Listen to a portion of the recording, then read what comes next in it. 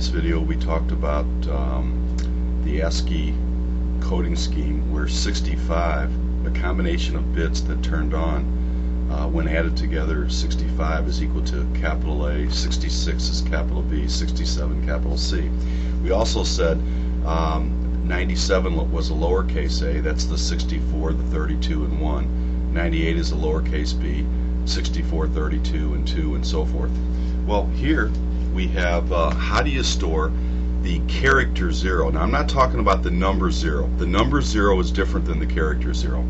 The character 0 is something like when you're typing in a word processing program and in the return address you say that you live in 10 Main Street.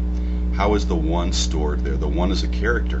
The 0 is a character. So how is the character stored? The character 0. So the character 0 is such that 48. Turn on the bits that when added together is 48. Well, if you take a look here, you turn on the 32 and the 16, that's the 48, and nothing else is on. That's the character 0. The character 1 would be 49. The character 2 would be 50. The character 3 would be 51, and so forth.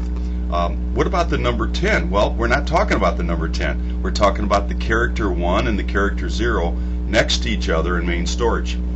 So if you were typing in a word processing environment and you were to type 10 Main Street, say the 1 would be stored here in this byte, the 0 would be stored here, space bar here, and then the M in main and the A and I and so forth. So the 1 and the 0 would be next to each other in main storage, but they're characters. They're not numbers.